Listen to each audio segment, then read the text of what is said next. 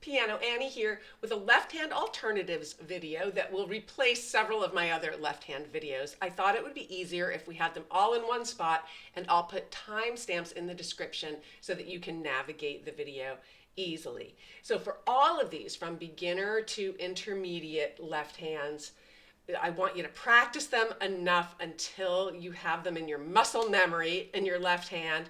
Maybe practice left hand alone, and if your hand gets tired, then just do short bits of practice. If you can, practice with a metronome. If you don't have one, just try to keep it steady. Don't start racing through it. And you want to take these all the way through the 12-bar blues pattern. And if you're not familiar with that, I have a video on the 12-bar blues, and you definitely want to learn that before you start practicing all these alternative left hands. And there will be some where I stress emphasizing the backbeat, which will be the 2 and the 4 and. So it'll be 1 and 2 and 3 and 4 and. So listen for that. Then when you start adding the right hand, you may just want to start adding one note. Just play with one note, like if you were doing this one.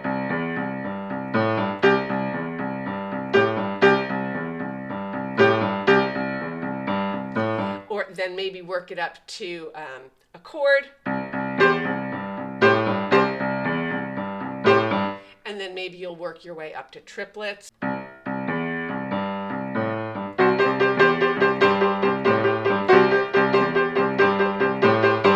Okay, or a lot of different things you can do to practice, but don't try to do a complicated riff with a brand new left hand. You definitely want to get this down, because as soon as you start thinking about the left hand, you're probably going to mess up the right hand. Anyway, let's get started.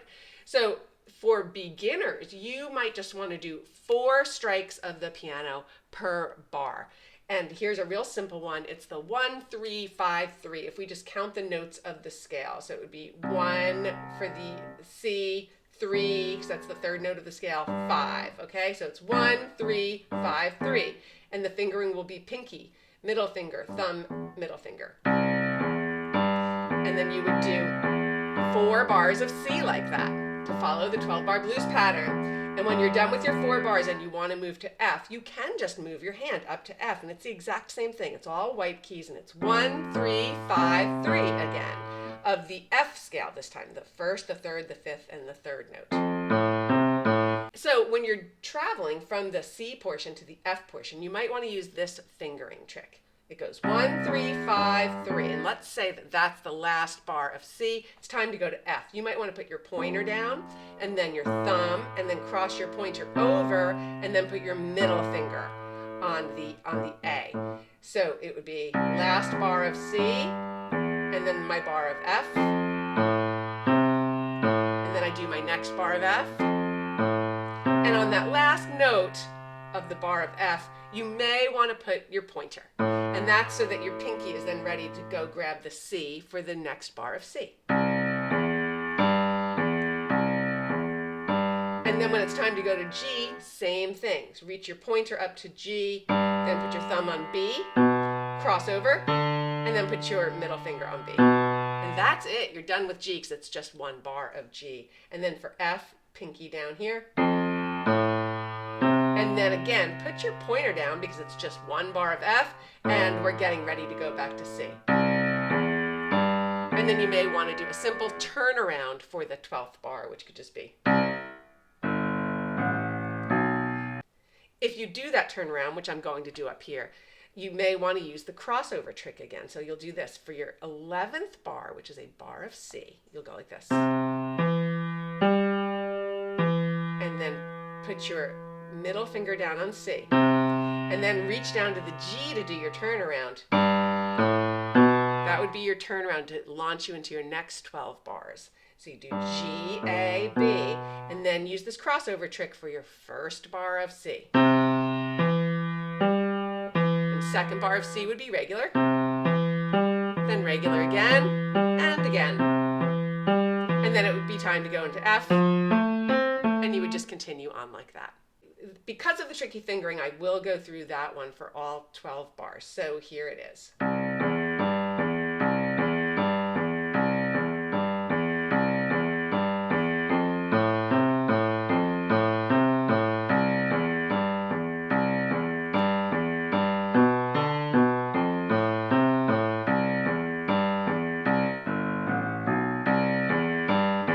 next one is a little easier. It's just 1, 3, 5, 6. So we'll be using the 1, the 3, the 5, and the 6 of the C major scale, and then of the F, and then of the G. So it's just like this.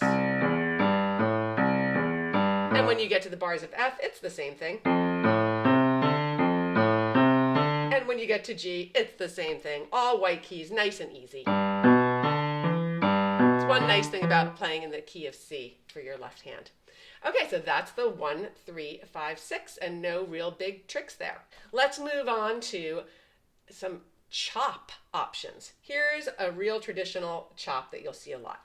You take a fifth interval, which just means you count up the scale 1, 2, 3, 4, 5. So that's a fifth interval, F-I-F-T-H. It'll be 2 fifth intervals, and then it will be 2 sixth intervals, which is a C and an A. 1, 2, 3, 4, 5, 6. Okay? It'll just be like this. This is it in a swing rhythm.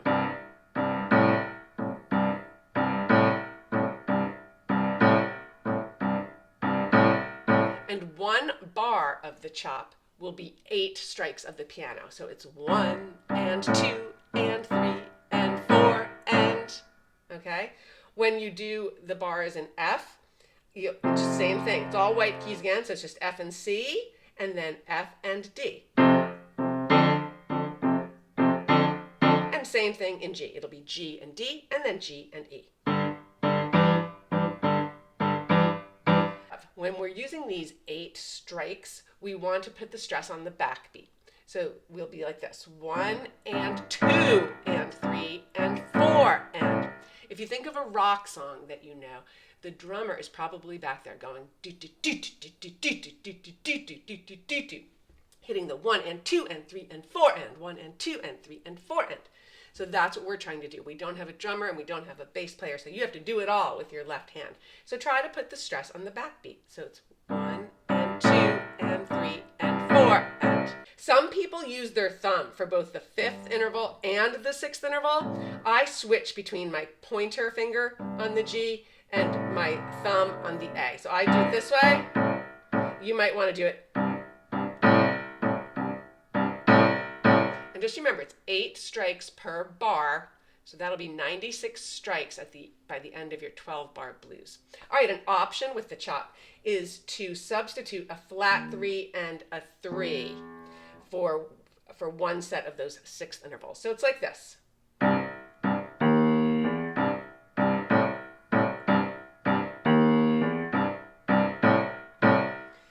And the emphasis, again, stays in the same spot. It's just I've got my ring finger doing it now on the flat 3, which is an E flat. And you might not want to use this fingering that I'm using. So you could use 3, 2, or you could use 3, 3, fingering, middle finger for both of those. You could do like this. Or you could do.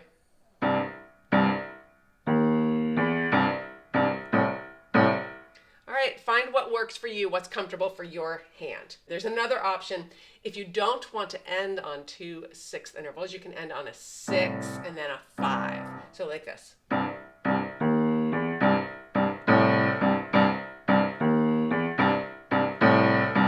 And I will sometimes get a little lazy, I guess, or I just think it's too many notes and I'll leave off that final pinky. So I'll do it like the 6 5 part. I'll go, or I'll just hold it. Or sorry. So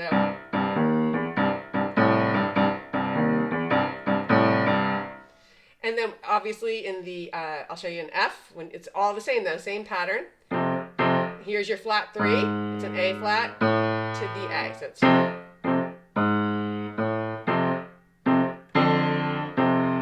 that was with all the options. And then when you're in G, it would be like this. Here's the flat 3. It's a B flat.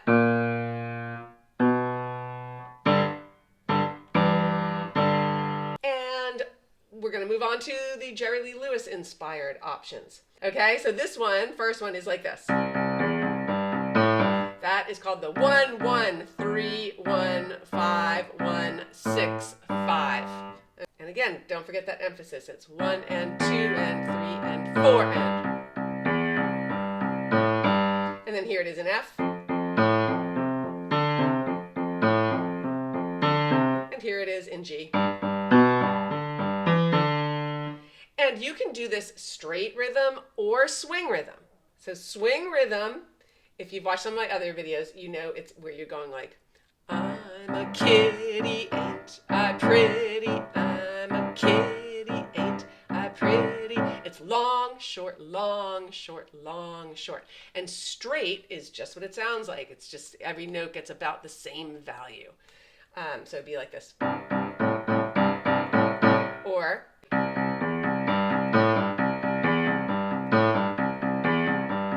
and here it is with a swing.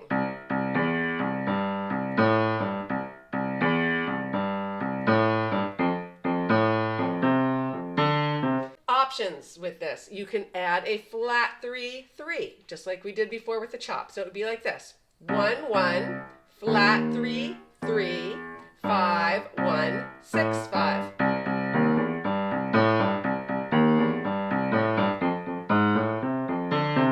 And then in G. And one more option on this. You can do that. You can do a 5-5, 6-5 at the end. So it's like this: 1-1, 3-1, 5-5, 6-5. You could combine that with a flat 3-3 and then 5-5-6. There are plenty of left hands. I am not covering them all by any means. I'm just giving you about a dozen basics here. All right, so those are the Jerry Lee Lewis inspired ones. People get that going real fast, and I'm sure that you will too with some practice. Okay, the next is the Albert Ammons, and this is one that he used to use. It is 1-1 and then a tritone, which in this case is E flat and A, and a tritone is just the way I like to count it. I count that first note: 1, 2, 3, 4, 5, 6, 7.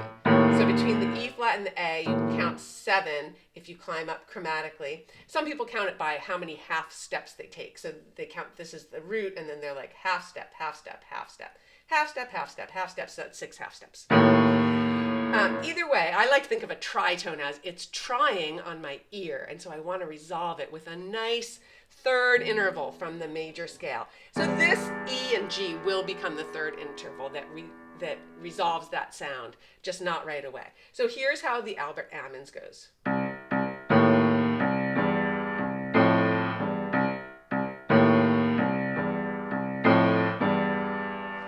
So it's 1-1, tritone, back to the 1, and then this nice third interval of E and G, back to the 1, and then up here to the F and the A, another third interval, and then back to the E and the G. And you will see that a lot of people use different fingering than I do. They'll do pointer and thumb on this, and then they'll move their thumb down like that to the middle finger and thumb. And you can do it straight rhythm also. Here it is in F. Here's the tritone. It's A flat and D. Okay, it's the flat 3 and the 6. And then here's the third interval, A and C. Back to there. And then don't forget that the next third interval in the F scale has a flat in it. So there it is, the B flat and the D. So.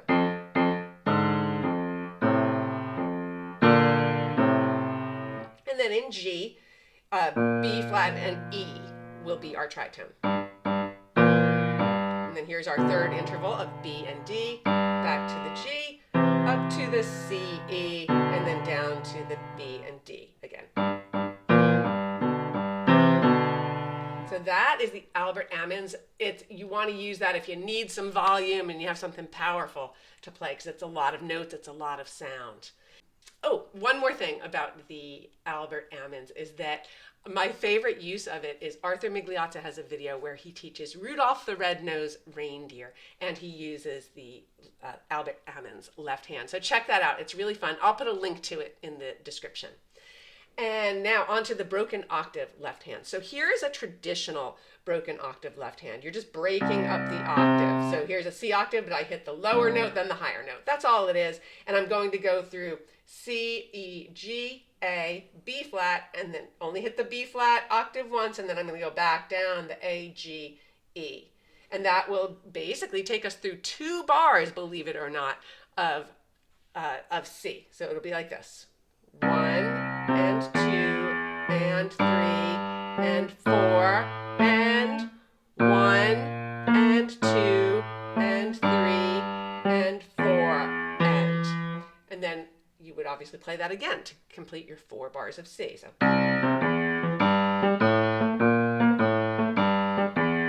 let's talk about fingering. You'll see that when I was up here on the flat 7, I used my ring finger. If you can do that, great. If it's comfortable for you, it just gets you ready, it gets the pinky poised to go back down. So you can go from the B flat to the A. If you're new to this, take your time practicing it. Don't practice it for too long in case you get a sore hand. You're kind of going to rock your hand a little bit so all the pressure isn't up here. And you might want to just practice by aiming at it with your pinky first to get the pattern. So those are all my tips. When you're ready to go to F, it's the same thing. So it's going to be the F, and then the A, and then the C, D, E flat, and then we start back down. And then you would do C again, up and then down. That'll take care of your 2 bars. And then when you get to G, remember it's only 1 bar. So what I'll do is I'll use that 1-3-5-3 pattern. I'll just use the G octave, the B, the D, and then I'll go back to the B. Oops. And then it's time for F. Again, 1 bar. F, A, C, A. And then finish it up with C. A lot of people add walking in the keyboard. They'll walk from the C to the F via octaves, and then they'll walk down from the C to the G or the F. There's a lot of options. I'm just giving you the basics on that one. So once you get it down, you can take it as far as you want to go. All right, let's do broken octave light, which is, in my opinion, a lot easier. And it goes like this. Okay, so we just hit the C on top every time instead of doing an octave. We're doing those same notes down here, but we're using just a C on top. And same thing when we get to F. So basically the notes we use are all the notes of the C6 chord, C, E, G, A, plus the B flat, the flat 7. The fingering I'll use, this obviously is the thumb the whole time, and I'll use 5, 4, 3, 2, 2, 2, 3, 4.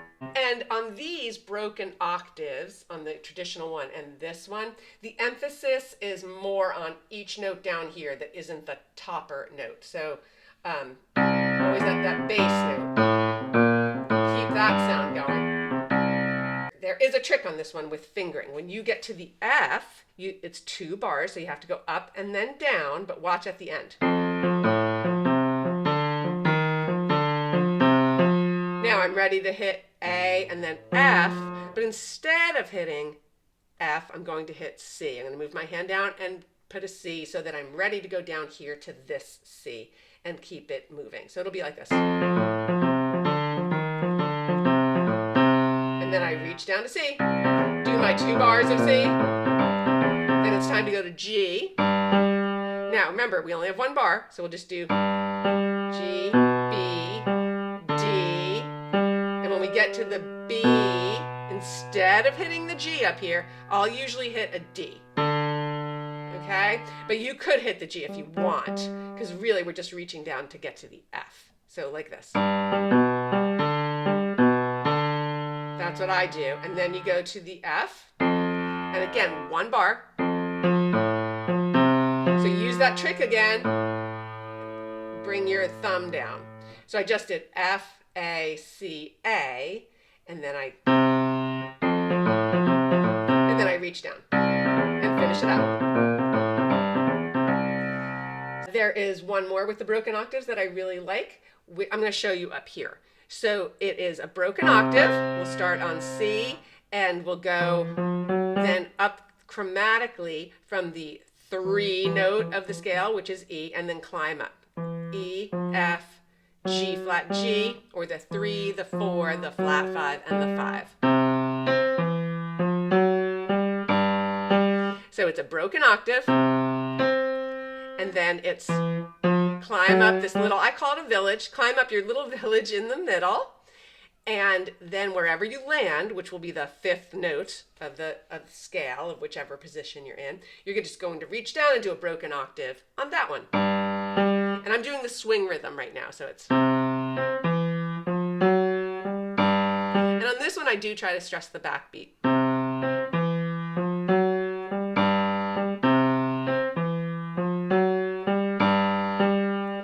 And let's see. Okay, so when it's time to go to F, you could reach down and start on a lower F, or because you land here at the end of the C portion, you could bring your pinky up and do an F octave that's closer.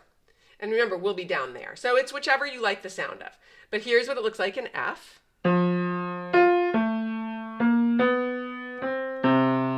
So it's F broken octave, go to the third note, and then climb up chromatically. And then wherever you land, do another broken octave. And when you're in G, for G, I'm just going to show you right here. For G, it'll be like this. And third note of the scale is a B. And then another broken octave. Okay, so I'm going to lean a little bit and do it up here. I'll go through the whole thing.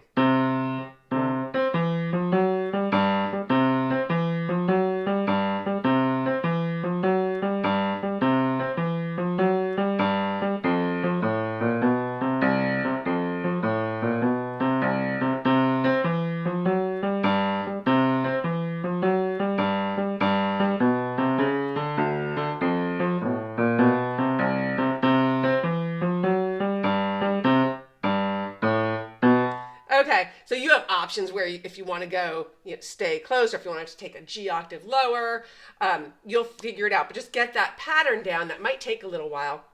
And then one weird thing I remember when I was learning it, so the climbing village notes for the C octave are white, white, black, white. But when you get to F, it's a slightly different pattern. So just be aware of that. It'll be white, black, white, white. And then when you get to G, it's the same pattern as it was in C. White, white, black, white. So that's just a little something to get used to. That is all of the left hands that I wanted to review with you. So if you have any questions specifically on one of them, or you need a little more detail, please just let me know in the comments. Remember, you can do all of them in swing rhythm or in a straight rhythm, and you should practice them slowly and get them down, muscle memory, before you introduce the partying up here in the right hand. All right, thanks a lot. I'll see you next time. Bye-bye.